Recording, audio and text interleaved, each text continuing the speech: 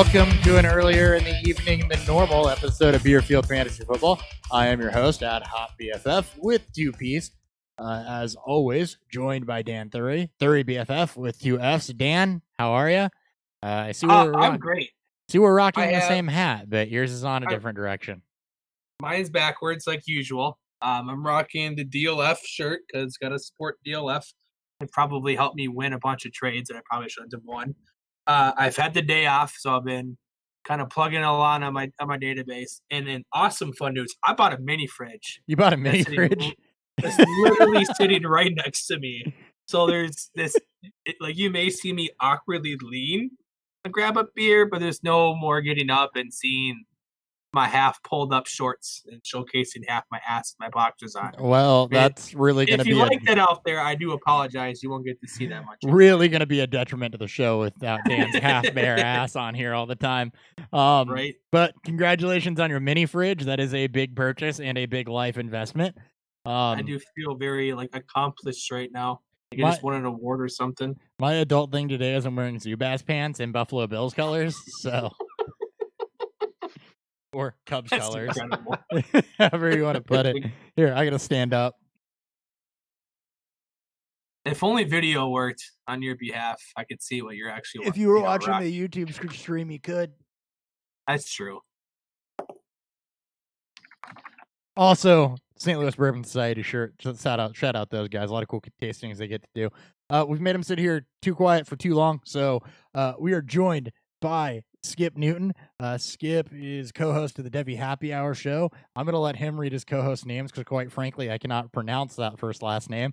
and he'll tell you where you can find his stuff, what he does, and then we'll introduce the rest of the search. So, Skip, why don't you tell the people who you are and what you do? Will do. Thanks a lot. Really excited to be here. Yeah, my co-hosts, that first one is a hard one, which is why everyone calls him Shaq, but it's Brian Sakosius, and I get that wrong every time.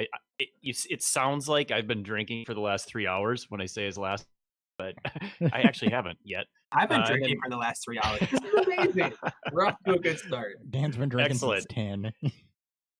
And then the other co-host is Matthew Jackson. We're part of the Devy Happy Hour, of course, and then the Dynasty Happy Hour family of podcasts. So we do a show about every other week, focused entirely on Devy. So even though the NFL draft finally happened last week, and everyone's all excited for that, we're going through our drafts. We're still talking Devy. We're just 4 episodes in with us as the new hosts, but we're running through a series on vacated targets. So I think that'll provide a lot of value to people. We're just going through all the Power 5 conferences, and we'll be doing the ACC tomorrow night. So really looking forward to helping anyone learn more about Devy as much as I can. And that's awesome. Well, I've been asking you a shit ton of questions about the players and everything else. So, and this is yeah, I love it. I love it when people reach out. Yeah, and this is really going to be my intro to Devy. So for our listeners that haven't dipped their toes into Devy or haven't played with it a whole lot or don't really know what you're getting into with Devy, like I obviously know what Devy is, but beyond knowing what a Devy league is, haven't dealt with it a whole lot. So we're going to get into some of that, some college players to watch, going into next year, because that's what Devy is all about. It's a deeper cut than Dynasty, basically. So get you a nice overview of that. That's what we're going to do with today's show. But of course, before we do that, we got to let you know what we're drinking on, because we are a pro drinking show. Yes, we are. That was also the entirely wrong drop. What's fueling Beer Field?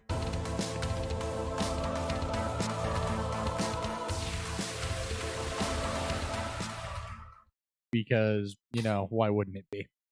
Right. Dan, go ahead and start. Right on brand here, Ron drop and everything else. So I am drinking Untitled Art. They're out of Wisconsin. I'm drinking their blackberry fruit smoothie. So blackberry blender bites with some sort of different mash and wheat bills from the Midwest area. But basically, it's just a blackberry smoothie with blackberry puree. It is incredible, which is a small dip into my review of this beer. This is actually the beer that I posted in our Dynasty League Listener League draft that we had. Nice. This is an amazing looking beer. So I will showcase and talk more about this beer when we dive into the review. All right, and shout out to Dan, by the way. His former beer reviews are now his intro. It's excellent. That's only a sneak peek instead of the whole thing. I've grown so much. Skip, you drinking anything? Yes, I am. I grabbed a new whiskey yesterday because I'm a whiskey guy. I do like beer too, but wanted to give a new whiskey a shout. So grabbed a Rowan's Creek straight Kentucky bourbon whiskey. Talked to the guy at the store for his recommendation, and we were talking about this one, and I was pretty sure that was the one that I wanted to get. I think I set the bottle down, and then when I left, I grabbed the wrong bottle and ended up with this because the description on this one is nothing like the one that I was talking about with the guy at the store. But hey, it's not bad, so why not? Yeah. Rowan's Creek's one I've seen a bunch and haven't actually picked up yet. So I'm interested when we get to the review portion to hear what you think. Because I normally gloss over. It's kind of like Booker's and Baker's in that sense where it's always there and I'm sure it's good. I know Booker's and Baker's are, but I haven't necessarily sprung for it yet. So you have to let me know. Will do. All right. And I am drinking I actually drank some. Dan got to try some of this before we did the draft live stream, but I am drinking 80 Laws 4 grain from 80 Laws Whiskey House. So it is a 4 grain bourbon whiskey. Skip said he was bringing whiskey on, so I figured it was a good time to get this on because I definitely wanted to. So it's unique in two senses. One, 4 grain whiskeys are rare. I think E.H. Taylor did one, which I would have loved to have gotten my hands on. But a 4 grain whiskey basically uses, 4 grains, unlike normal whiskeys or bourbon specifically are 3 grains, so 51% corn and then rye or wheat and malted barley. 4 grain whiskeys are both rye and wheat, so you get some of that nice rye pop to it with a little bit of the wheat sweetness and body and creaminess to it. So more on the actual taste of this. The other thing that they do differently though is they do open air fermentation, which is something that's more prevalent in wine. So it allows more of the esters and the yeast to show up than typically what you would get in bourbon. So you get some different flavor notes out of this than you really do off of anything else. So that's kind of what makes it different, though, is the 4 grain and the open air fermentation. We'll have a full review about halfway through the show. So let's go ahead and hit some news. I'm bad with drops today. News.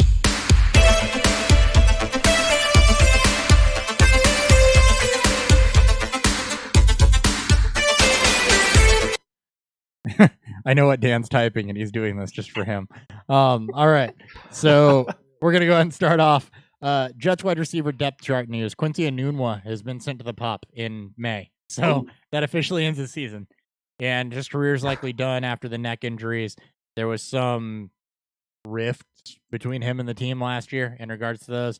But this opens things up for guys like Denzel Mims because really Jamison Crowder is the only established target getter there. So yeah, you get Mims and probably Brashad Perriman. Yeah. Who is also new to the roster. Perriman is by no means a target hog. Gase has historically liked to use his slot receivers, but with how good Mims is, with how much Sam Darnold likes to push the football and be a gunslinger type, this is just better news for Mims. Yeah, I love the landing spot for him and the opportunity, and this only makes it better. I've been trying to get as much Mims shares as I can, somewhat successfully, but yeah, I like it. I just got one today, so I'm thrilled. Pretty sure, I definitely had a Mims share in my last rookie draft in the salary cap league. So nice. Oh, that's right, you did. I did get a Mims share. Started out Vaughn and Mims. It was a very me draft. I own Vaughn and Brian Edwards are my two most owned players through the 4 rookie drafts I've had. And I'm going to own Vaughn in a lot of places because people seem to just not like him. And I don't know why, because Ronald Jones is his only competition. So I don't either, but I'll whatever. take it. Show favorite dinosaur, Frank Gore, signed a 1-year deal with the Jets. And so, one, he's probably going to out-touch Le'Veon Bell because Adam Gase and Frank Gore, and probably outgain him. But Mike Tagliere had an interesting thread that was things that have happened since Frank Gore started playing football in the NFL. So I wanted to read through some of these real quick, if you guys don't mind. Let's do it. All right. So YouTube was founded. 163,000 new species of plants and animals have been discovered. 3 presidents. Noah completed the Ark. On week 1 of the 2005 season, 1 share of Apple Inc. went for $7.05. Wow. The best NFL game released was ESPN NFL 2005. Joshua B. Aware, which is probably not his middle name, but he has an awesome Twitter handle that says generally aware. Met his wife, got married, had 2 kids, celebrated a 12-year anniversary. Also, the Razr flip phone came out. The dinosaurs were wiped out by murder hornets. Amazon stock was trading around $35. Facebook was only open to college students, and you had to be confirmed by someone to join. Same with Gmail. Apple launched the iPhone. Some other guy joined the army, had 3 kids. That's boring. I mean, good for you, but the light bulb the light bulb was invented. MySpace was a thing. Ted told his kids how he met their mother. Every other running back from the class retired. Pluto was a planet. Planking was a thing. The British burned down the White House. Lincoln was assassinated. Circuit City went bankrupt. One of those things is true. Breaking Bad, Sons of Anarchy, and Dexter all started and concluded. Blockbuster folded. You could walk into Blockbuster and rent a VHS. And that's where I'm going to stop, because I could go on forever. That's amazing. Welcome to Beerfield Fantasy Football, where we just literally discuss all the things that Frank has seen in his lifetime that has happened since he started playing football in the NFL. Yeah, liberation from Great Britain. So there's that. Amazing. Marshawn Lynch set his agents and talked with the Seahawks. So if you wanted more congestion in the Seattle backfield, there you go. Okay. Sorry, DJ Dallas truthers. Matt Hicks.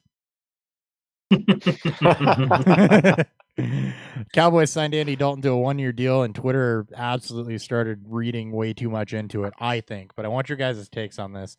Andy Dalton signing doesn't mean anything for Dak. What does it mean for Dak? Because I've seen everything from, they could rescind his franchise tag now and just roll with Andy Dalton if they wanted to put pressure on him, to I don't even know, to where Andy Dalton's the future in Dallas and Dak's just out because Dak is the most disrespected quarterback in the league.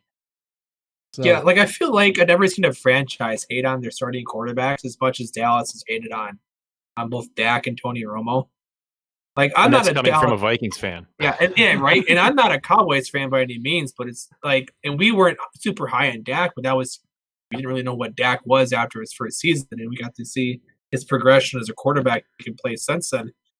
It's this signing should only suggest that the Cowboys want to be a team that's going to push for a playoff berth, a potential Super Bowl berth.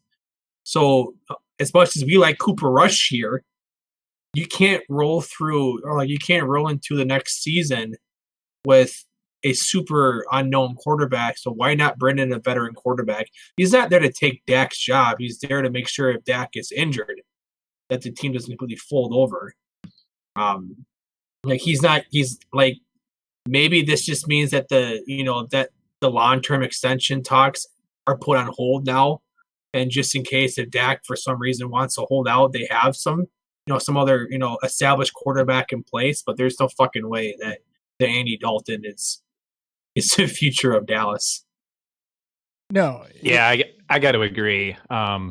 This feels a lot like when the Saints brought in, Teddy Bridgewater, and obviously, Dalton's not coming off the same injury, but that's a team that thinks they're a championship contender or at least a playoff contender, and they're just covering themselves if something should happen to their starting quarterback. You don't want to go with some no-name schmuck backing up Dak Prescott. You want somebody that at least can get under center and run an offense for a few games, and I think that's exactly what this is. Oh, you put some respect on Cooper Rush's name. He's been waived. He got released. He's the new starting quarterback for the Giants. Just watch. Cooper Rush going to take over for Daniel Jones. He could. He's actually not terrible. But no, I agree with both of you. I think that Andy Dalton was an insurance policy, and it's Dallas being smart. They know that they're in their window. They know that they've got the offense to compete and to potentially win a Super Bowl. They know that their defense is very solid, that they are a good team. And they do not want that to ride or die on the arm of Cooper Rush if something does happen to Dak. And then it gives them an in-house bridge option if Dak does decide that he doesn't want to re-sign. So it's a very, very smart strategic move by Dallas at a 1-year minimum commitment. That really gives them an insurance policy and potentially a bridge quarterback. It reminds me kind of what the Saints did with Jameis Winston. It's almost the same thing. Exactly. It's smart. I mean, like, I agree with 1,000%. It's just it's a very smart signing, and it's just, I guess it brings me joy because it fueled the flames of Cowboys, Cowboy fans who again hate Dak Prescott. Yeah. All right, in 5th-year option news, John Ross, Mitchell Trubisky, Corey Davis, and Leonard Fournette had their options declined, while Mike Williams, Evan Ingram, and Patrick Mahomes had theirs picked up. So John Ross, Mitchell Trubisky, Corey Davis, Leonard Fournette having their options declined. Any analysis you want to give there? Either of you? I'm not shocked by the Ross, Trubisky, and Davis. I guess Fournette, it makes sense. 4th overall pick. You don't want to pay him that type of money. As a team that's going into a potential rebuild. It depends. Maybe they'll try to trade him in the offseason, or they'll sign him to a different deal potentially. Or I'm more shocked that I'm kind of shocked that the Giants have actually picked up Evan Ingram. I know we haven't gotten to that spot yet, but yeah, I'm not surprised by the 4 of these as much. The two I really wanted to break down and then skip, will have you chime in, is Mitchell Trubisky and Corey Davis. I think those are the most interesting ones. Because Fournette was kind of expected if you followed his saga with the Jaguars. Yeah. Trubisky's interesting because the Bears seem to be just okay with being mediocre, I guess, is what they're getting at here. Because you didn't take the 5th-year option on Trubisky to say, okay, if he progresses, even if he goes back to what he was year before last, then you have a cheap quarterback under contract for another year, and that's cheap in quarterback dollars, not cheap overall, but cheap in quarterback dollars there. They're not committing to a tank to be able to draft somebody. So I don't really know what they're doing. You'd figure that if you're trying to figure out which direction your franchise is headed, that you do pick up that option. Yes, you have Nick Foles, but you telling me that you believe in Nick Foles? Because I don't. So I just think, and even the Foles trade just tells me that they're destined for mediocrity. I think they should have picked it up just in case Trubisky does win that quarterback battle. And does progress. So now you're just resigning yourself to, okay, you're either going to have to pay more for him if he has a good season and does beat out Nick Foles, or you're settling for Nick Foles, which means you're settling for mediocrity. And then Corey Davis is just interesting because he's been solid, but as a first-round pick, he hasn't necessarily lived up to that billing. And I think the emergence of A.J. Brown, this is setting A.J. Brown up for that true year 3 breakout for a wide receiver next season. He could end up, like, it just depends on how Tennessee, if they can reach that top 10 in passing attempts or something to where that they're playing from behind and they have to throw more.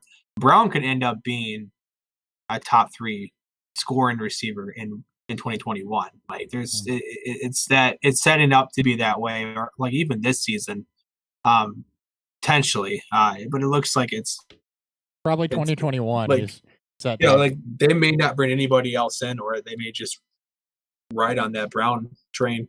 Yeah, or at least as the one, because Corey Davis at least had the same type of pedigree, but yeah, I'm a little surprised on Corey Davis. Just, obviously fantasy owners have been really disappointed with the lack of production over the years, but they didn't really spend any high draft capital on a replacement, and he's still a decent second wide receiver now that they have Brown.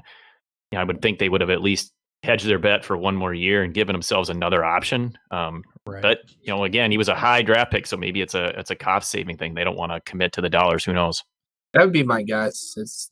Maybe they can get him for cheaper if they decide to keep him, sign him for what the actual 5th year would have cost them.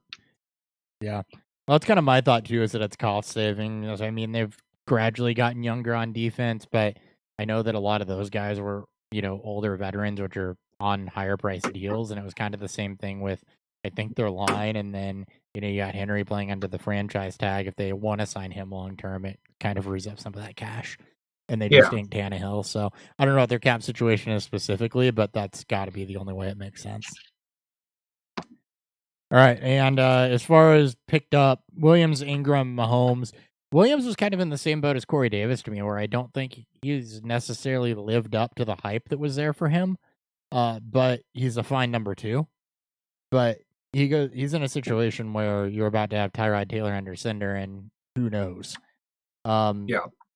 Ingram really is the only reliable pass catching option the Giants have right now, so that makes sense. And no disrespect. Okay, all the disrespect to Sterling Shepard and Golden Tate, and Patrick Mahomes was a no-brainer. Darius Slayton. Yeah, Darius Slayton too. But I can't believe they picked up Patrick Mahomes' 5th year. That's just shocking to me. Like MVP, Super Bowl winner. Like, is he really worth the 5th year? Like, is the Bears are destined to be mediocre? The Chiefs are like trying to be good or something. Yeah, it's like I don't understand. Like, you won a Super Bowl, you can relax, Chiefs. It's okay. The reason why I brought up Ingram is that you heard talks throughout all the offseason that they want to move Evan Ingram. Reports saying that they're concerned about his injury history that they've had since they've drafted him. I can't remember who their backup is at this moment, but I know that they were fans of him. It's a smart move. They should. I was just a little surprised. Gives them more of a chance to move them if that's really what they want to do. That's true, and that's also very fair. Letting him walk for nothing. Which is why I thought that maybe the Titans, to your point with Corey Davis, why see what you can get from them instead of letting them walk for free. Mm-hmm. Anything else on any of those guys, Skip, before we move on? Yeah, I guess I'm not surprised on Mike Williams. I feel like he's still got an opportunity to really break out. I think part of that's been held back by the noodle-armed Phillip Rivers. Not that Tyrod Taylor's got a cannon and is going to be, throwing the ball around like Mahomes, but how long is Taylor really going to be the quarterback there before they go to the rookie?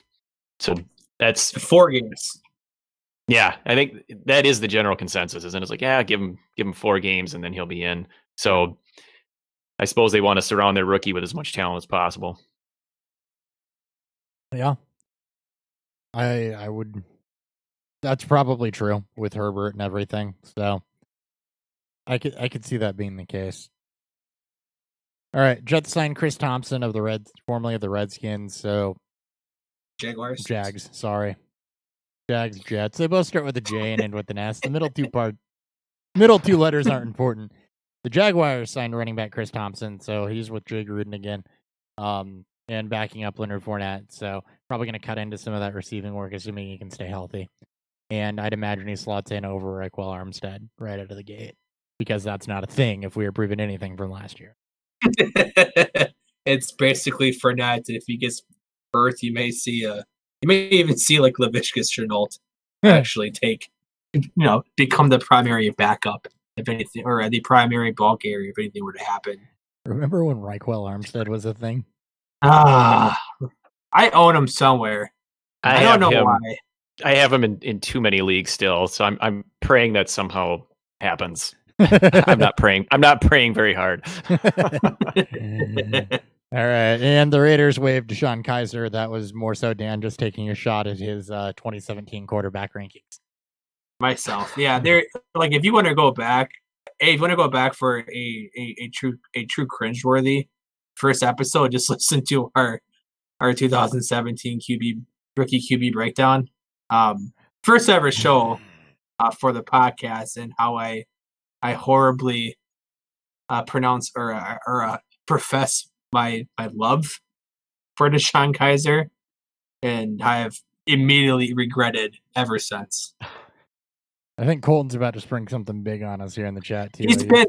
I've been waiting for him to put in whatever he needs to put in. I'm waiting for but it. He hasn't. Yeah. So I'm waiting for it. I see one QB, half PPR. It's gonna be something. Stay tuned to find out what Colton's about to spring on us. Script. I'm waiting in suspense, Colton. God damn it, let's go. All right, let's go ahead and get into the 6-pack while we anxiously wait on Colton. Pick your 6.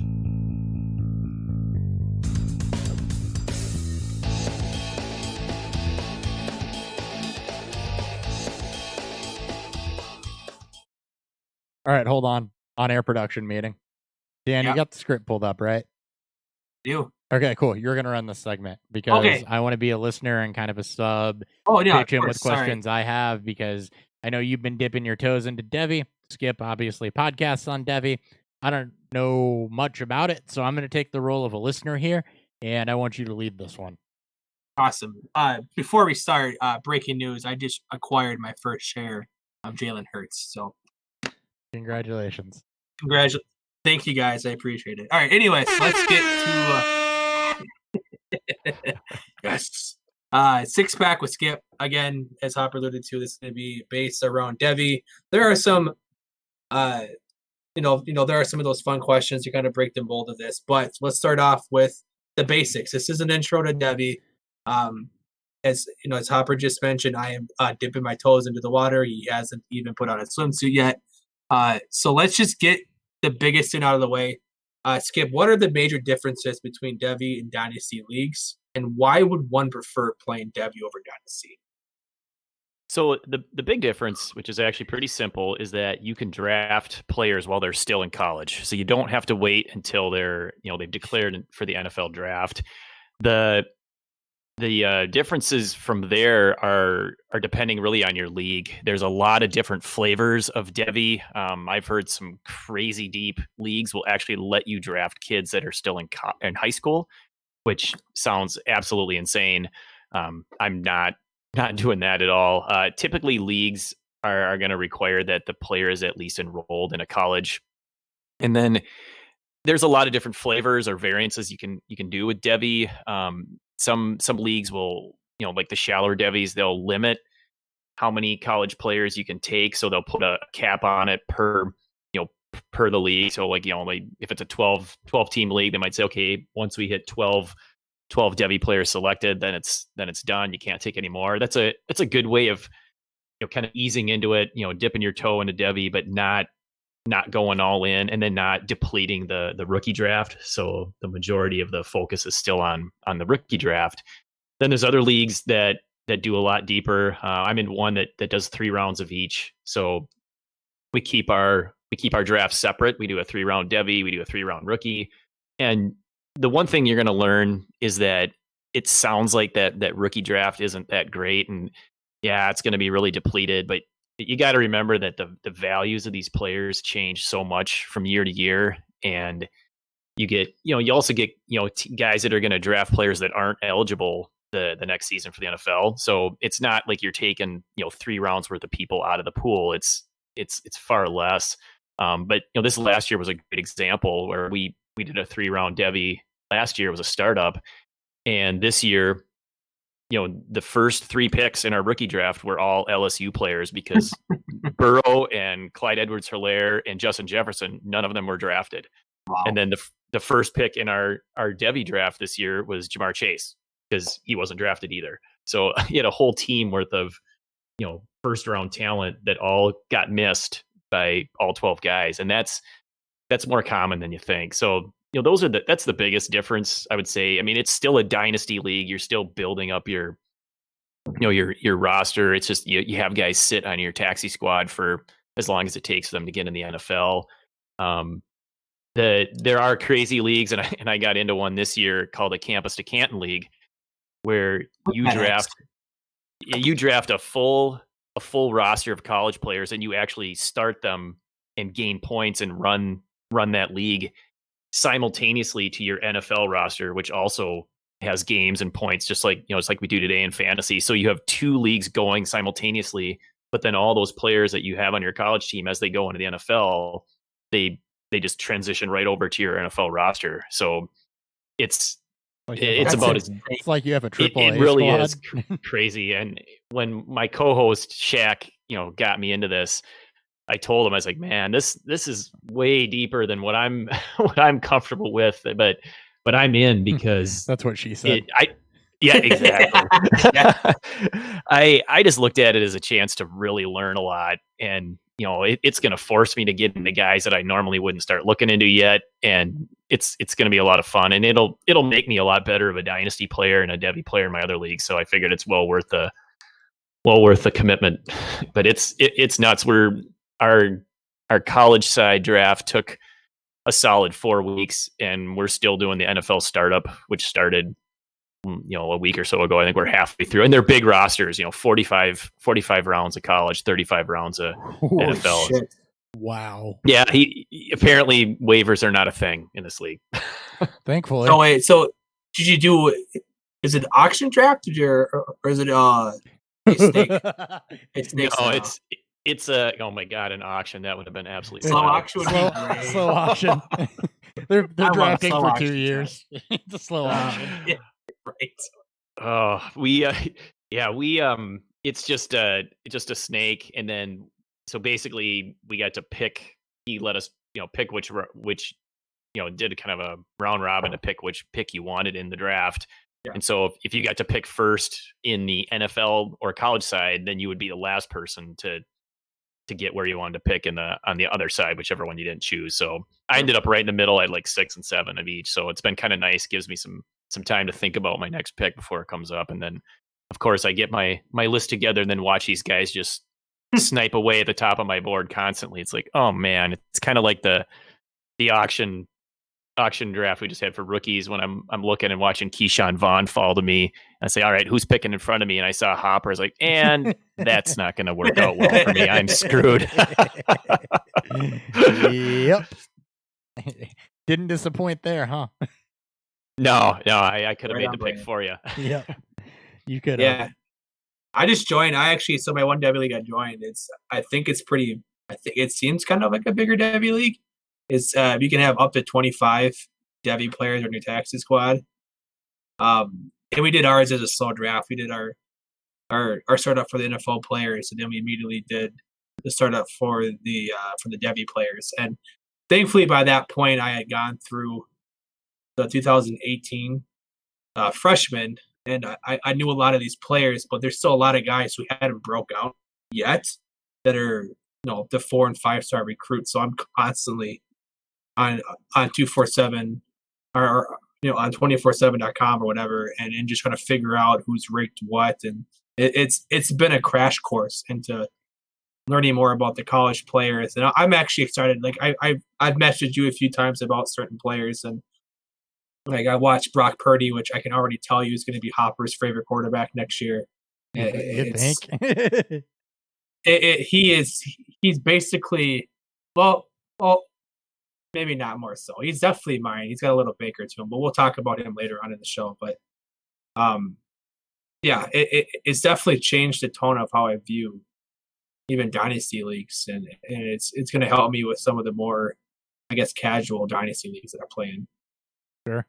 I'd imagine for somebody like me trying to come into that the transition would be, this is kind of why I've drug my feet on it, is that the transition would be a lot of research and a lot of deep diving. I think after you do it and you learn what's in college, then by the time these guys get to the NFL draft, you kind of already know what you're getting, what you've seen, what you're looking at, how you value them.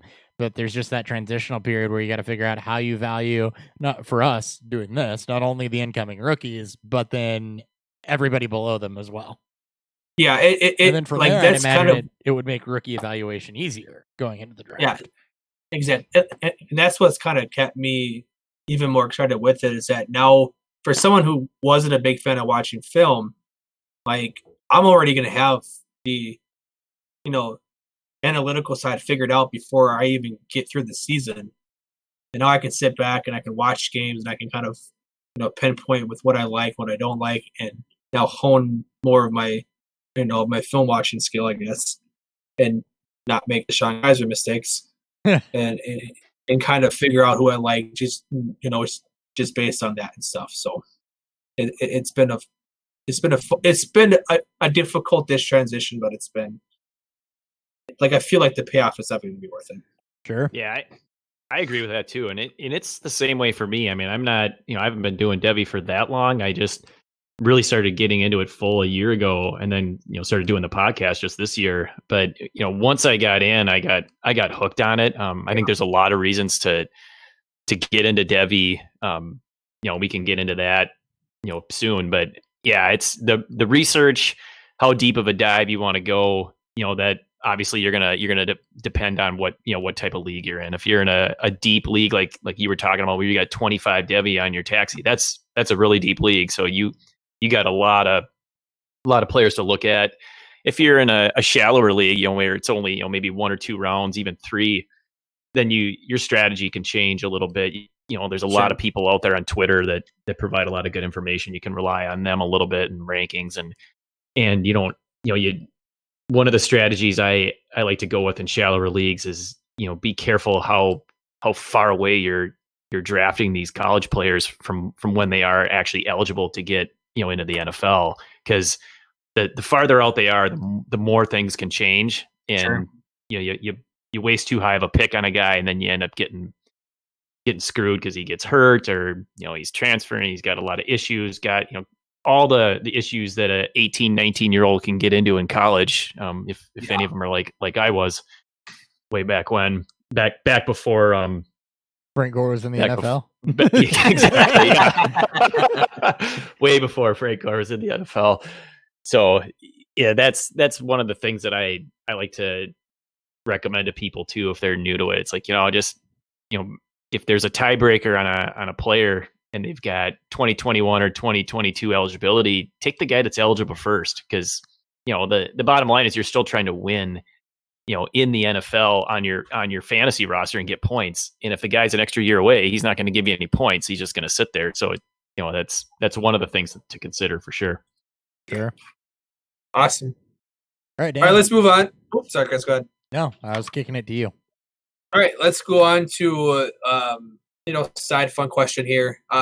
So I wanted to, because Skip, I know that you do like beer. I thought you were more a beer guy than a whiskey guy. I guess that's my own mistake, but I'll see if you can answer this. Hopefully, we can have some fun with this one.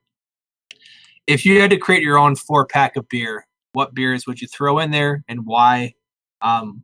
Let's kick off with Chris, because he hasn't really spoken in a while, and you know how much he likes to talk. All right. So I was actually thinking about this a little bit. So if I'm putting 4 beers in a 4-pack, I'm going to build it like I would my fantasy roster, which is I'm going to want some balance. I'm going to want something in there for everything I could want. So I'm going to start it off with Overfruit, which Dan was nice enough to introduce to me during the draft. Or at least that night. I think it was during the draft. I don't remember a whole lot about that. It was. Okay. It was. So, Overfruit, because it's sweeter, it's fruitier, it's light in body. So if I want something that's going to be fruity and sweet, then I want to have that there for me, and that's one of the best kind of fruity sweet beers I've had in recent memory. So, and a lot of these are going to be from recent memory. Some of them aren't though. The next way I'm going to go is if I just want a good, more traditional beer that is also kind of light in body and easy to drink on a hot day, I'm going to go with Bell's Oberon. That's a classic for me. It's an always throw in. So we're going to go that route. Let's see. I would go with whatever that toasted marshmallow was. That who did that one? So it's some Pollyanna. It was her toasted marshmallow Fun barrel size. aged. Yeah, the barrel aged fun Fun size. size. Yep. So I would throw that one on there again because it's one of the better sweet stouts I've had. So, for example, I'm building this 4-pack in the winter, and I'm definitely going to want that there. And then I would probably toss the beer I had on last week in there. I'd probably toss in some Bostweed for my IPA cravings. So nice balance there with the barrel-aged imperial, a fruited sour, a wheat beer, and a hazy IPA. Love it. Absolutely love it. Skip, what do you got? Well, this was a little harder than I was expecting, but I would definitely want to include something that would be good on a hot summer day. So something that's a little bit fruity, like Hopper was mentioning. I don't know if I have a specific beer in mind, but sure, anything of that flavor that would just you're sitting out by the pool and need something fruity. Guinness would always be in my 4-pack. It's kind of a go-to for me. I love it. Spotted Cow would be another one that I enjoy. Of course, you can only get it out of Wisconsin, but that's all right. And then my last one would be a fall beer, like a pumpkin spice, something like that, something flavored.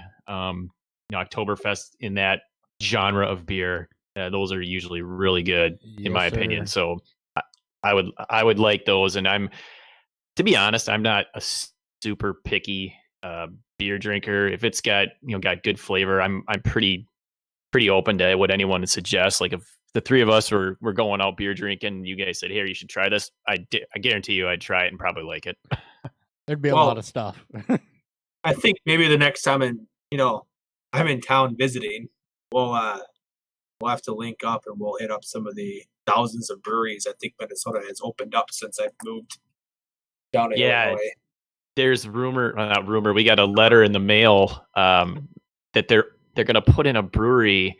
It's like not even a mile down the road, and it's like down this dirt road, and you literally feel like you're kind of out in the middle of the country. And I live in the suburbs of the Twin Cities here in Minnesota, but we get this because it's close enough to our property where they have to let us know. And I'm thinking, oh man, please let this happen. We could walk there. It's like a 3/4 of a mile walk. It's probably going to be a 2-mile walk home by the time we leave, and we're staggering left and right. but that would be phenomenal. I hope that doesn't get screwed over by all this nonsense we're dealing with right now. So you live in Egan, right? Yes. Well, because I think they've had a couple. Because that was where I was living before I moved. I had lived in Egan for 5 years before I moved to Springfield. But I don't think they even opened up a brewery there yet. I know maybe there was maybe one so far. So I'm all for having Egan having more. There's a new one up by the new Vikings facility called Union 32 that they have 32 beers, and they're all on the wall where you pour the tap yourself, and four of them are locally brewed. The other 28 are all Minnesota brewed. Nice. And you go there and you ask them for a beer card. You stick it in the wall. You pour it yourself. You drink it. When you get to 32 ounces, it cuts you off. You have to go tell them to renew it, and it's a sweet deal. I love that place. Yeah, we're all about self-pour. Yeah, there's a place down here by me called Tapped. There's one up in Springfield where Dan is that does it. I don't remember the name of the Sky Lounge. Yeah, Sky Lounge. Yeah. So we're definitely pro self-pour. Yes. I love to control how much alcohol I consume to a T. So for better or to for make worse. Me feel exactly right. So I'll put mine together here real quick. First and foremost, if there's gonna be some heavier beers in this 4-pack, I gotta have something to kind of bridge between, and that's gonna be Grain Belt. I'm going to throw it back to Minnesota and back to drinking with my grandpa and drinking Grain Belt Premium, as I guess it's called the Pabst Blue of Minnesota. So I like to have the super basic lager to kind of bridge between the heavier beers I'm going to select. I've talked about this one on the show a few times, and that's Rodale Brewery's Blueberry Cream Ale, because as someone who loves cream ales, this has been the best cream ale I've ever had so far. And it kind of fills the overall fruity and sweetness, and it's done in such a perfectly balanced way that I will always have it in whatever top lists I can. As for my New England, you took Boss Sweet from me, but I think that's because you had it on last week. But I did. I'll let that There's one a lot slide. of recency bias in my 4-pack. Which is completely fine because it tends to change up a lot. So I got to have a hazy New England there. It's going to be Hazy Jane, a beer that we've had on the show before, from Brewdog out of Ohio. Probably my first true love of hazy beers was that one, and it's still something I get to this day every now and then. And then because I got to have a barrel-aged stout on there, I'm going to throw on there Bourbon County just because it's kind of that granddaddy, and it's super classic. It's always good. And the variants they tend to hit home outside of the wheat wine, which which killed Chris on the live stream. So those are my 4-pack of beers. Those are all of our 4-packs of beers. Comment on YouTube what your 4-pack would be. So let's keep moving on into the Devy conversation. We're going to actually get into the Devy players. We talked about some of the bigger differences between the both, their real true intro to it. Let's dive in to who to look out for if there's a 2020 college football season. Skip, I'm assuming you wrote a lot of these players in. Let's have you let's just have you shoot these off. Yeah, so I put down a kind of the top 5 at the positions. These are names that are probably pretty familiar for everybody. Just really focused on quarterback, running back, and wide receiver. Didn't get into tight end much. And that generally goes with my philosophy in drafting Devy. Unless you're in a deep league, I tend not to do tight ends just because they take so long to develop even when they get to the NFL that you've got a guy sitting on your roster for so long that isn't producing. I think you're better off just holding off and finding one later. Quarterbacks, the big ones are Trevor Lawrence and Justin Fields.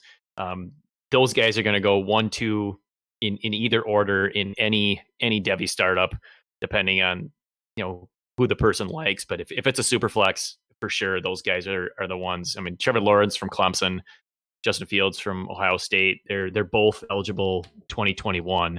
So they're both such good players. They can make all the throws. Both can scramble and buy extra time. Obviously, you're going to get more rushing yards with Justin Fields. He had almost 500 yards rushing and 10 touchdowns last year. But they've got great deep balls. They can throw well on the move, zip it in there. The one thing I really liked about Justin Fields, some people might think that he's a more of a running quarterback with those yardage numbers, but he does not tuck it and run it too quickly. You watch some tape of him and you realize he will keep his eyes down the field and look to make the pass. A lot of his rushing yards were clearly on designed runs. So that's something I like to see. I think that proves that he can make plays with his arms and his legs, which is always a good thing. Yep. The next couple of guys are 2022 eligible, so you're gonna have to watch them for a couple more years in college. Hopefully they play this fall. First one, Sam Howell, North Carolina. He had a awesome rookie or freshman season, over 3,600 yards, 38 touchdowns, only 7 picks.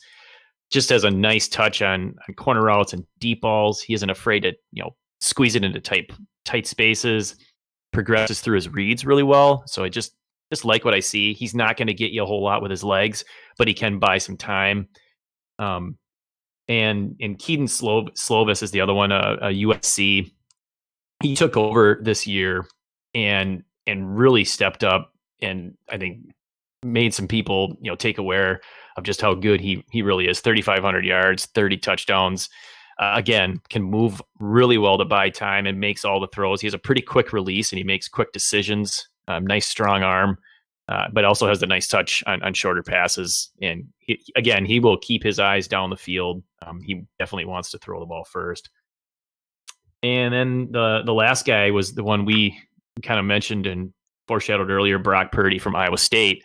I know you guys are going to love him. Brock is another one that kind of came up. He had a big year this year, almost 4,000 yards, 27 touchdowns. He's an aggressive passer. He will sling that thing anywhere he wants to. He is not afraid to take chances. He definitely has a strong arm, and he trusts his arm, and he thinks it's strong enough to make all the throws. At least that's my interpretation.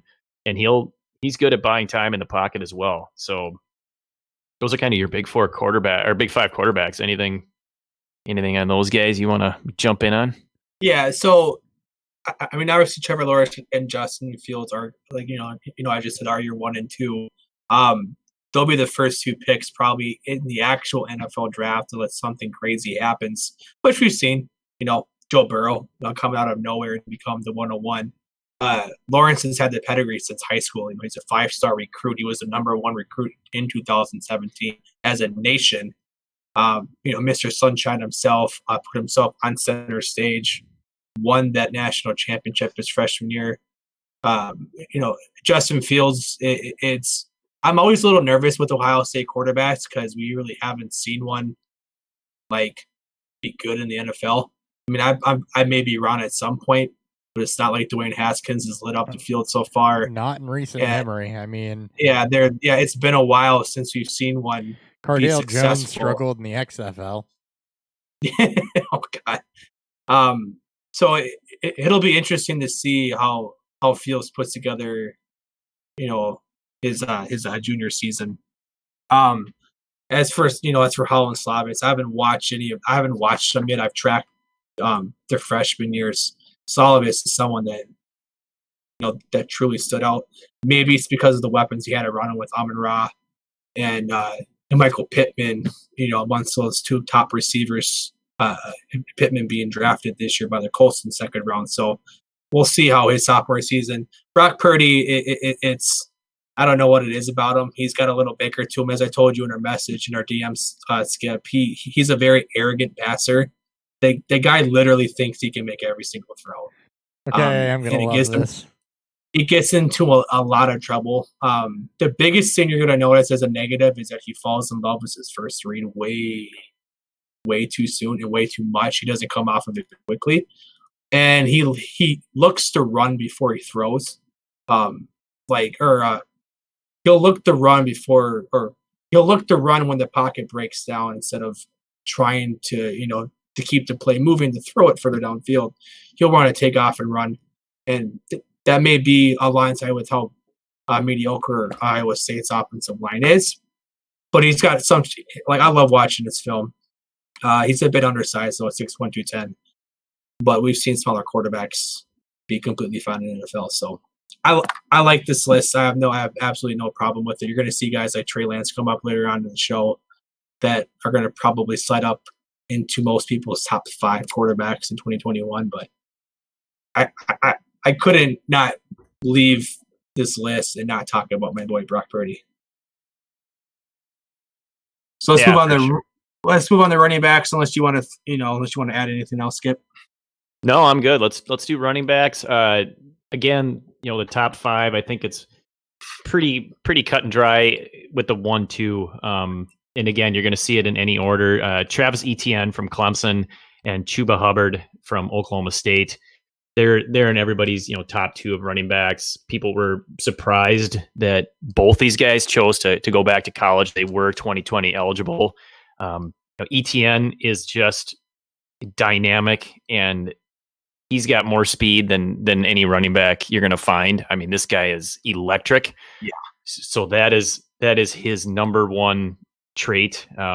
He even came out a year ago and said that he was concerned and working on his own pass catching abilities, and kind of got ripped for it a little bit in the industry. But I think a self-aware player like that at that age is something to be rewarded. I mean, that's when a guy comes out and says, "Yeah, I got to get better at this," and if he actually works at it and gets better, that's a good thing. Not let's rip him. So I love ETN. Chuba Hubbard is a favorite of a lot of analysts out there. I mean, he led the nation in rushing, so he really stepped up this last year. He can do it all. I mean, he's just a do it all running back. So we're talking, these guys are, probably, late first, early second round picks, I would think, in the NFL. I mean, you never know when these running backs are going to fall. Teams seem to fade them a little bit, but I think it'd be a lot like this year as far as, they're going to start going quickly in the second round.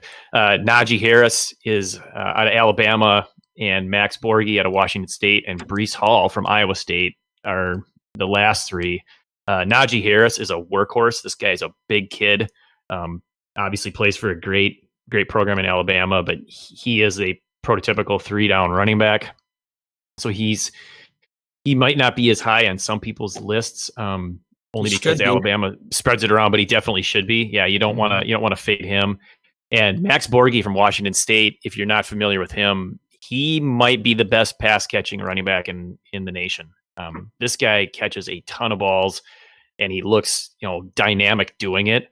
So you can see how that is immediately, transferable to the NFL in today's game. Teams are gonna be able to take advantage of his skill set right away. I mean, worst case scenario, he comes in, if he's not a workhorse back, he's gonna be a pass catching back and get you. If you're in a PPR league, he's a must have. So love Max Borghi. Then Breece Hall is just another one of those kind of 3-down running back types. He is not eligible until 2022. So just so people are aware of that, but he is a solid player. Really like Breece Hall. In fact, I grabbed him in a draft this season, so I was really happy about that. But those are my my top 5 running backs, there's a couple of guys that didn't quite make the list that are good too, but what do you guys think about those? I have no issue with these. Obviously, the top 3 are going to be chalk for most people. Max Borghi will likely sniff that, especially if he puts together a true running back profile. I mean, he's had 10 less receptions and carries for Washington State, and people will point to Mike Leach because Mike Leach left the program. So I'm not sure. I'm not going to get into the college, coaching schemes and everything else. This is what I've been seeing on Twitter and reading throughout. But Borghi will definitely catch the eyes of a lot of analysis out there. The fact that he put up 86 receptions as a sophomore running back is fucking insane. Najee Harris, I absolutely love. He's the true workhorse of Alabama. He was the true workhorse of Alabama the last 2 seasons, I believe. And I'm so surprised that both him, Hubbard, and Etienne didn't declare, especially Etienne, because I don't know what else he had to gain by coming back. Outside of it being a very deep running back class, he was going to be a potentially day 1 pick. Like, he would have been my pick to Kansas City had he declared this season. It just would have fit perfectly for them. And then Breece Hall, I haven't dived enough into him outside of just tracking his season. Massively, really productive from a freshman running back in a Power 5 school. Yeah, I think he had 23 receptions, working alongside my boy Brock Purdy. As that offense is kind of meh. But like I said, I have no issue. I don't really have a top 5, list put together, so I'm just kind of going off of what you put down. But I'm a fan of all 5 of these guys. Yeah, definitely good Devy prospects. Sliding over to wide receiver, and this is where it feels like the list could be so long because there's so many good college wide receivers. But in my opinion, there is a couple of tiers here, and the tier 1 has 3 guys. Jamar Chase from LSU is number 1 on everybody's list. Yep. Probably a little recency bias there because of the monster season he had with LSU last year. We all know Justin Jefferson's great numbers. I think Jamar Chase had 20 touchdowns, and he is just a do-it-all wide receiver. He's got the size, he's got the athletic ability. He should be a first-round pick next year, and definitely a top rookie pick for those of you that don't do Devy, but you have rookie drafts. The next one, Rondale Moore from Purdue, is just an athletic freak, and he is a monster on the field. The dude can do anything. He's dynamic. He can make people miss. He can break tackles.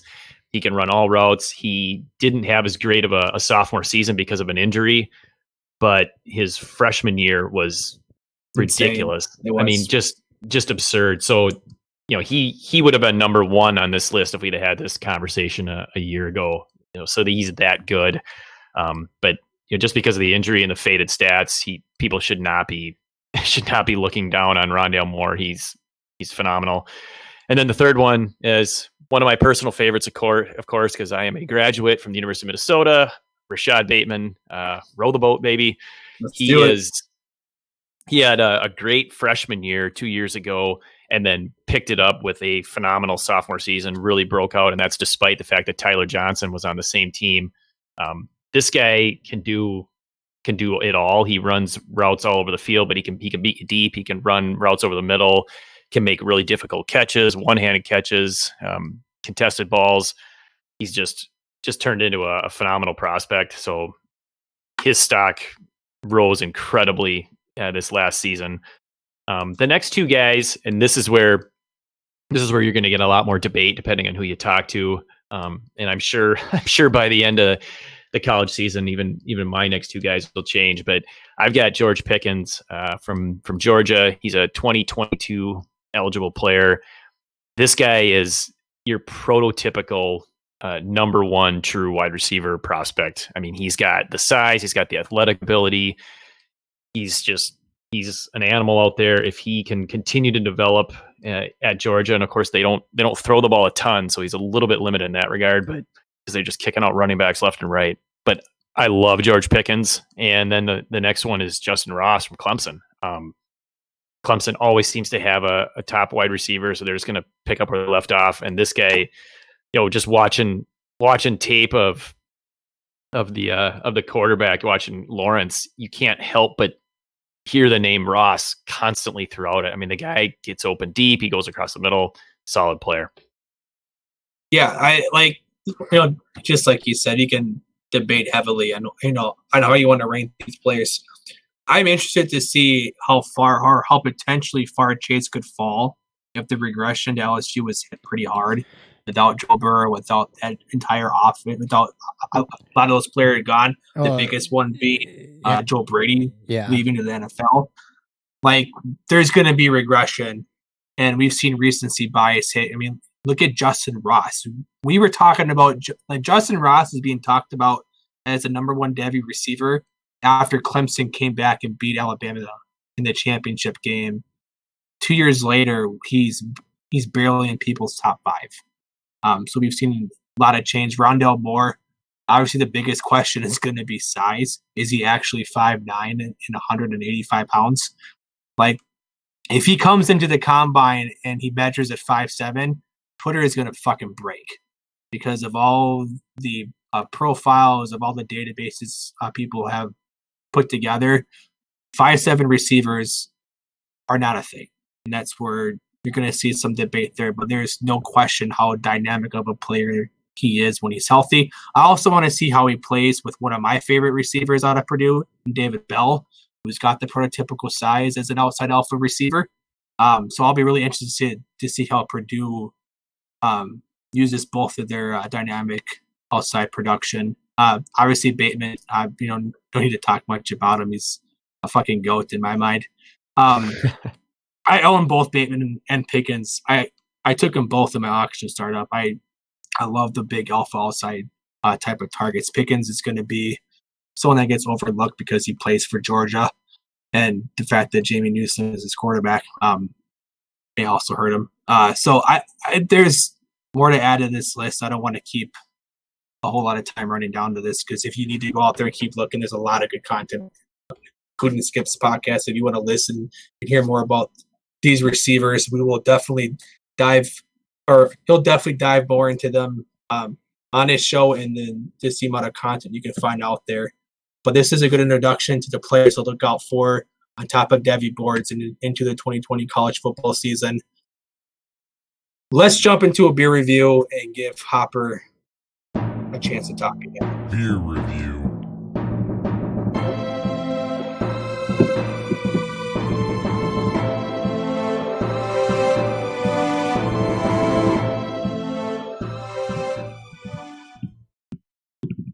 All right, more of a bourbon review for me. Yes, I know.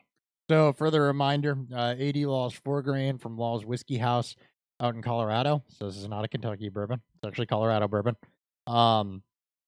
And again, just a reminder, 4 grain is brewed with both rye and wheat instead of just one or the other. And this particular bourbon is open fermented. So very kind of a medium color. It's not super dark, very, very golden, if you will. Almost like, apple juice. We'll go with apple juice. I was going to go with dehydrated pea, but that makes it sound really not appetizing, and this bourbon doesn't deserve this. So Thanks. More apple juice color. On the nose, you get kind of candied brown sugar, but also a little bit of orange. Kind of a sweeter fruit, not so much citrus, almost stone fruit. When you drink it, definitely starts off sweet. Got a strong caramel front end, almost burnt caramel, if you will. Again, the esters of the yeast kind of poke out with some stone fruit. Very, very, very fruity. Up front, almost, again, orange, peach.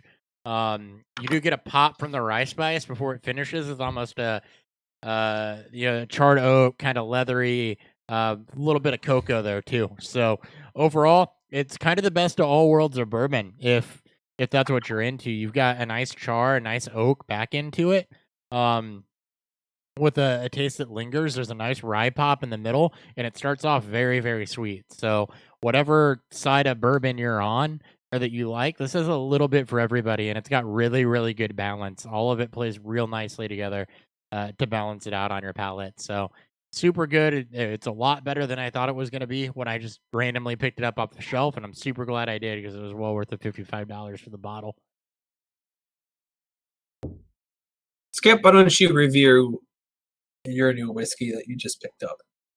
My guess is this is going to sound an awful lot like your early beer reviews. Yes, It's like listen to the old shit. as I'm listening to Hopper, I was like, shit, am I gonna have to follow that? Great. As a reminder, I'm drinking a Rowan's Creek straight Kentucky bourbon whiskey by the Willet Distillery. It is definitely apple juice colored, so not anything like pee. So that's good. Also not like pee is the taste. It's fairly smooth. I can smell and initially taste a little bit of that caramel when I first put it in my mouth. I'm gonna have to take another one here. That's what she said. Yes. You don't get any warmth as it goes down like you do with some whiskeys, but the taste definitely does linger in your mouth, which in this case is not a bad thing. There's a little bit of spice that hangs around for a while, which I like. It's a good whiskey. I've never had it before, but I would definitely buy it again. So, is there a lot of heat on the palate? I know you said not a lot of burn as it goes down. Is there a lot of heat on the mouth? Because I know what you're talking about with like the where you can feel it go down your esophagus, and how some bourbons have that heat on the back end. Yeah, that's exactly what the heat in the mouth is a good way to put it. So it stays there, it doesn't go down. Gotcha. All right. Well, in a little bit sweeter up front, or is it more kind of like a dry, like oakiness to it? I'm trying to understand so I can decide if I want a bottle. That's what this is. Yeah, and let me hold on. Let me Take another drink. Just maybe a hint of sweet up front, but I would say definitely more oak. Yeah, more of the oaky. Yep. Gotcha. Okay, cool. Sounds good. Dan. All right. I again reminded I am drinking Untitled Arts Blackberry Fruit Smoothie. It is a blackberry blend of ice. It is used with blackberry puree. It is basically as it's supposed to be. It's supposed to be a slightly more thick, fruited ale that you would get. This has become one of my favorite beers. Something that I've learned as of recent. I love anything blackberry forward fruited beers, whether it be a New England style IPA that uses blackberry with it, whether it be an actual fruited kettle sour. This style is really resonant with me, and black fruit has pretty much become my favorite fruit when it comes to beer. This is a lot like overfruit. You get a very subtle skunkiness from the blender vice, from the wheat, and probably I would assume from either I don't know if it'd be from the mash, but it would definitely be from that style where there's a very slight taste and slight subtleness of that style of beer. But it's generally overtaken and immediately consumed over by that soft blackberry feel. It's not ultra sweet, but it does have a hint of sweetness to it. It's a lot like the overfruit that I showed Hopper that Hopper talked about recently. And then it's a lot like the Dark Side of the Rainbows from Little Beaver, another favorite brewery of ours, based out of Bloomington, Illinois. So if you get a chance to try some of our beer, I would highly recommend it. Their can art is slick. They use local artists to kind of design it, and they do a lot of collaborations with other breweries that will to kind of fine point or I guess fine tune their beers. So this one is one of their own, and I highly recommend giving it a shot if you can find it in your local liquor store. So that's it for all the beer reviews. Let's jump. I guess that's it for the beer review and the two whiskey / bourbon reviews. Let's get into the rest of the Devy conversation here. So we'll kind of speed this up here. We talked a lot about the actual top guys to look out for this up season, but let's get a little bit deeper. Skip, why don't you give me 3 guys that could end up being first round 2021 rookie draft picks when it's all said and done. Yeah, I think these three definitely will, and I think all three of these guys have a chance to get into that top 5 conversation that we were having before. The first one is quarterback Trey Lance, North Dakota State. For those of you that aren't aware, that's an FCS school. He had nearly 2,800 yards, 28 touchdowns, 0 interceptions, completed 2/3 of his passes, 67%. And he ran for 1,100 yards and 11 TDs. This guy is obviously a dual threat. He is a dynamic runner, can break tackles, get into open space quickly.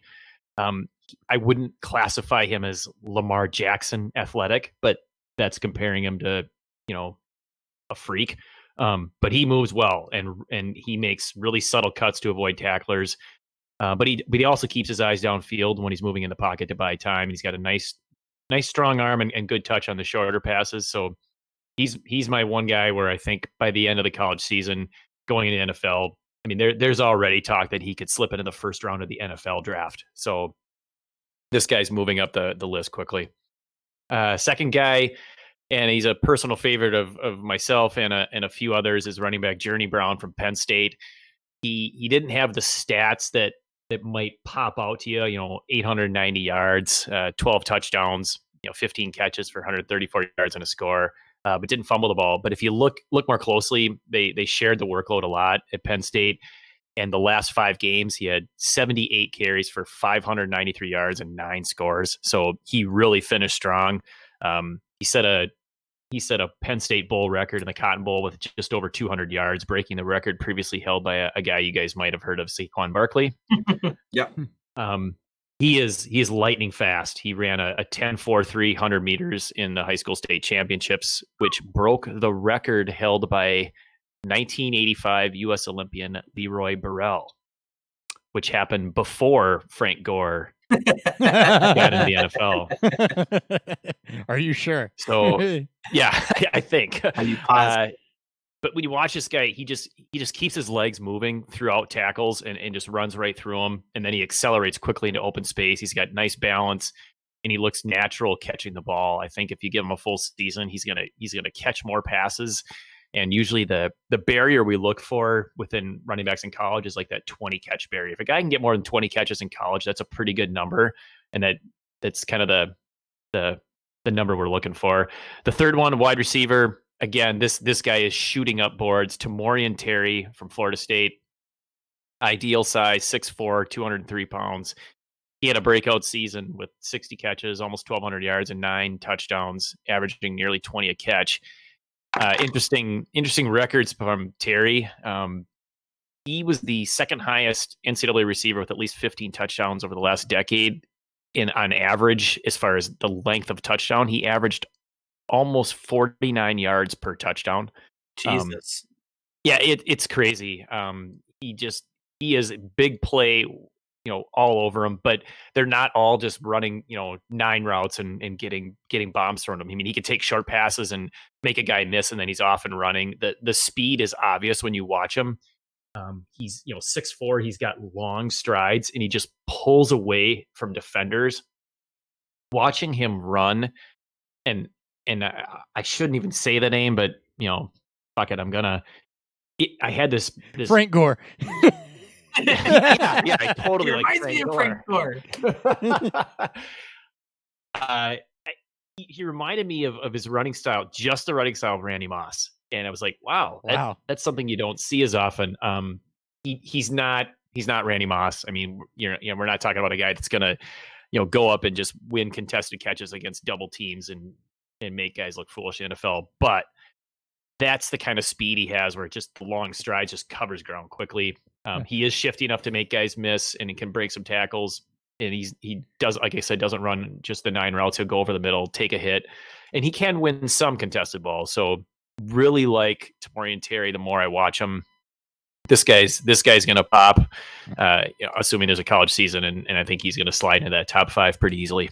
Yeah, I absolutely love Tamorrion Terry. Like I'm a slightly biased to Florida State, as they were the first college team I rooted for, outside of the Gophers. So I'm glad to see they can finally, they'll have a receiver that's not going to be to becoming a new tight end. I'm looking at you, Auden Tate. So I do love Tamorrion Terry. Two guys. I got one more to throw out here.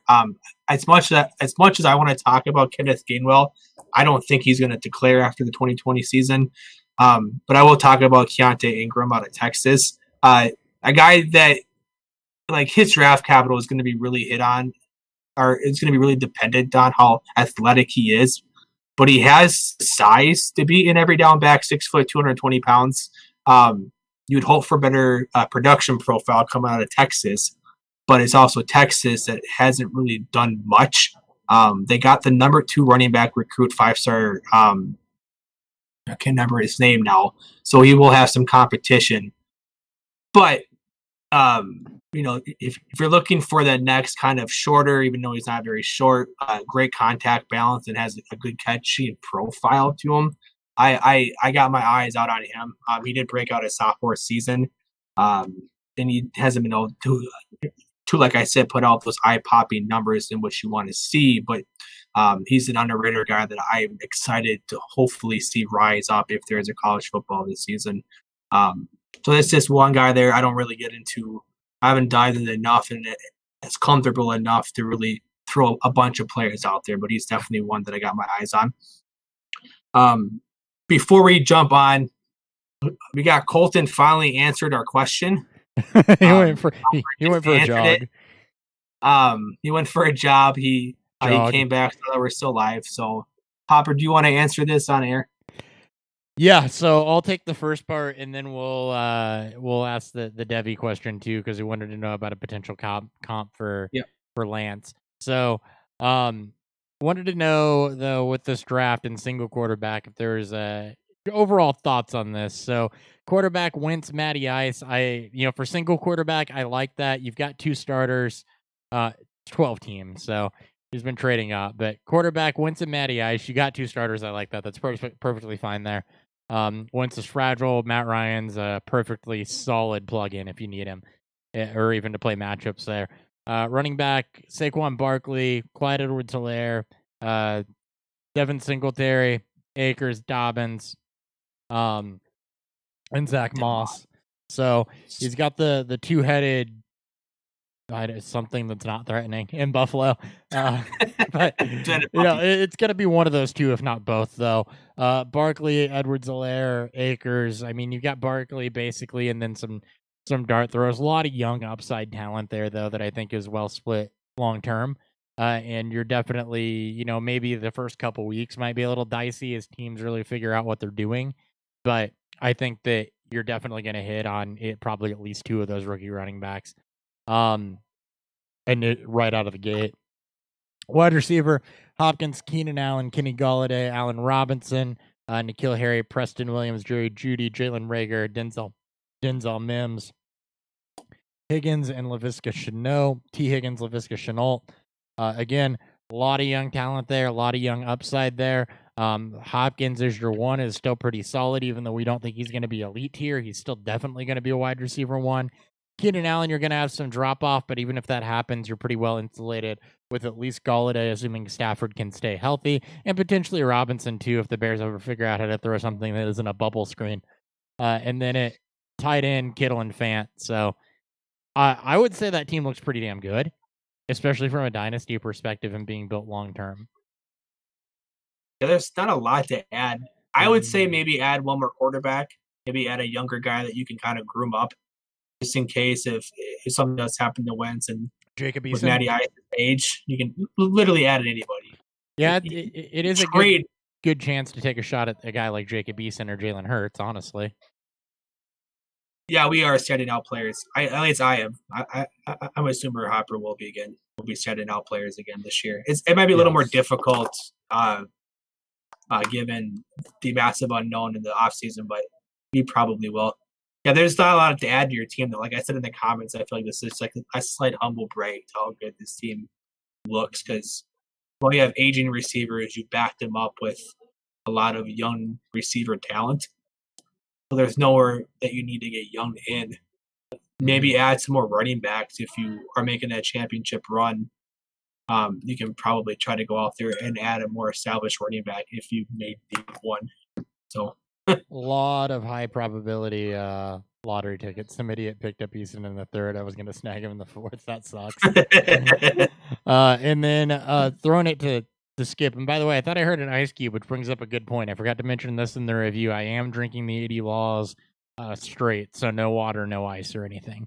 So anyway, that was a callback to the review. I am drinking it neat.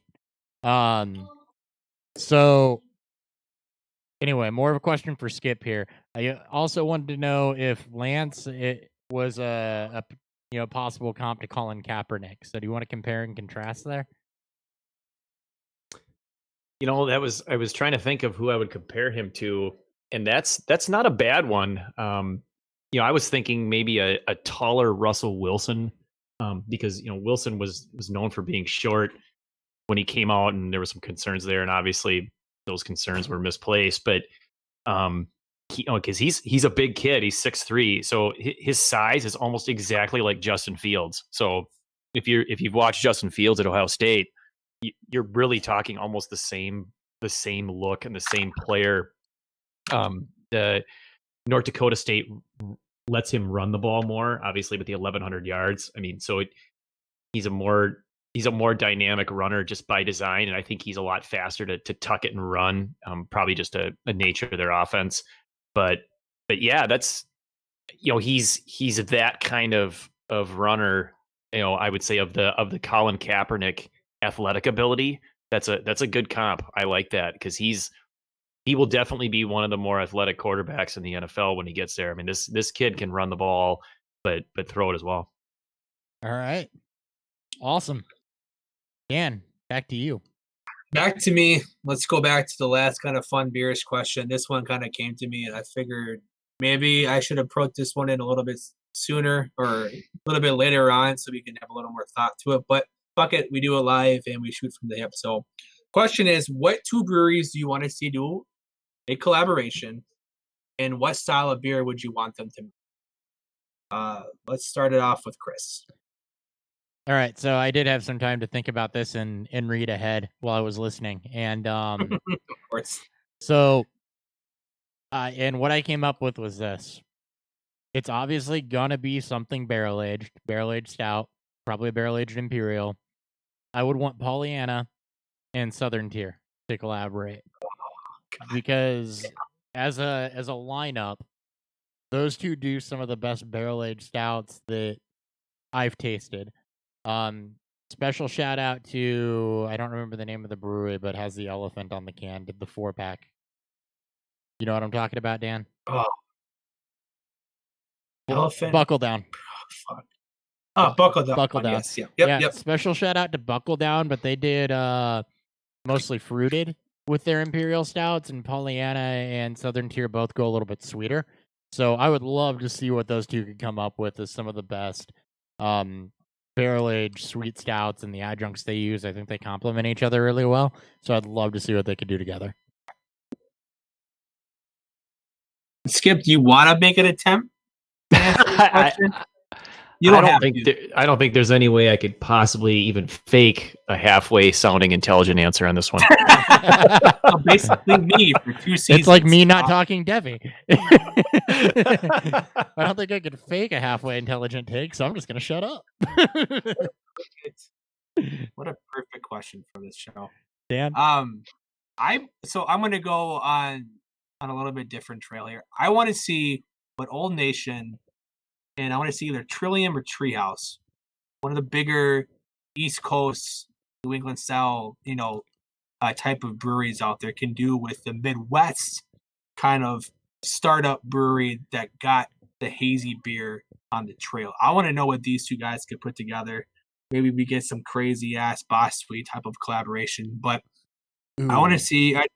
I know with hazy beers, there's not much else you can do, so I would assume that they would throw in some sort of adjunct to kind of make it stand out more. I know that Stone and Modern Times came out with a coffee New England style that I'm excited to try here in the next couple months. That sounds delicious. Work. Yeah, I'm definitely going to be reviewing that beer when we get it. Hear me out here. Yeah, what? Triptych and Old Nation. Triptych, Old Nation, too. Little Beaver, I think more so because they want to use as much organic and expensive shit that they could find. So for local, Little Beaver and Old Nation, They do not because they skimp would. on adjuncts either. What's that? Little They Beaver does no, not skimp on adjuncts either. Like if no, it, that's why their beers it- are fucking expensive. yeah, if they say there's an adjunct in there, that's why it's $20 a 4-pack. Because if they say there's an adjunct in there, damn it, you taste that adjunct, it is in there. Yeah, I mean, there's some stuff that that they've missed on, especially when it comes to their stouts. But their hazy beers, or where they get into the fruited IPAs, man, some of the On best. point. Old Nation, the same thing. So I would love to see a New England style collaboration, whether it be local with Little Beaver or Triptych, or with the East Coast where it originated with either Trios or Trillium or whoever else out there. I'm probably getting it wrong. I'll probably get slammed in the comments, but one of those breweries just to see what they can come up with. All I heard was you were trying to combine Dick and Beaver. Dick and Beaver. Well, That's how Dick you end up likes with a to- kid. How you end up with a kid on the way. and that's how you get Corona babies. Uh, Let's move on to the last question here, so we can kind of get on and move on. Last heavy question here. Again, we're going to go a little bit deeper. We talked about some of the 2021 sleepers that you could get in your first round potentially, but let's go a little bit more. Skip, give me your final 3 guys on this list. All right, this one I didn't stick to position. I just picked a few guys. First one that came to mind right away was wide receiver Dyami Brown, North Carolina. He's 6'1", 195, had a little over 1,000 yards last year on only 51 catches, so averages over 20 yards a catch, was such 9th best in the country. This kid has the speed to beat you deep, and he does a nice little stutter step and then accelerates to get by the defender quickly. Really watching him, you can see how he reads the defender, sees which way he's leaning, and then he'll just change the direction of his route and go right by him. Runs good routes over the middle, uses his hands well. He doesn't let the ball get into his body usually, so I like that. It definitely makes difficult catches on the sidelines, and he will make people miss for good yards after the catch. So Dyami Brown, North Carolina is the first game. Second one, another wide receiver out of Memphis, DeMonte Coxie. Big kid, 6'3", 197. He had a couple seasons in a row where he caught 70 balls or more, just under 1,200, 1,300 yards back to back, 7 to 9 TDs. This kid's not exceptionally fast, but he just does a good job of getting open. He runs the full route tree. He runs a lot of different routes. Great hands. He will go up high to catch the ball. He makes difficult catches over the middle of the field, on the sidelines, in the end zone, adjusts well to the ball, and he will break tackles for extra yards. So really like Coxie a lot. And then the third guy is a running back, Jermar Jefferson from Oregon State. Had just under 1,400 yards and 12 touchdowns last year. Also caught 25 balls for almost 150 yards. This kid's been doing it for a couple of years. He's was a Doak Walker Award watch list person, running back for 2 consecutive seasons. He's an elusive runner. He just seems to glide right through the hole and accelerates to open spaces quickly. I was just waiting for the. That's what she said. Yeah, I was That's waiting. what she said. We're still here. Really hard to get through this and not immediately go there. Gains balance through the tackles for extra yards, and he's a good receiver out of the backfield. So I think these 3 guys are guys you can get in later rounds of your Devy draft, and you're going to be really happy that you grabbed them. Awesome. I don't got anything else to add to this list. Like I said, I'm still kind of, going through the progressions of getting players known as I work through this database. So that's all the questions we got. Chris, you wanted to ask me anything else? Any basic, or are you ready to get out of here? No, I don't have anything else basic right now other than I think I might want to do Devy instead of as my next dynasty, or at least lightly get into it, because I do see the benefit in making rookie and everything easier to do when it comes to it. So I mean, it was good to hear some of the guys talk about. No, I'm not as out of touch, at least as far as names go. And also to know that it can go super deep, but also, not quite as deep. Also, that's what she said. So He's going deep and hitting his side. just so. a tip, just for a little bit, see how it feels.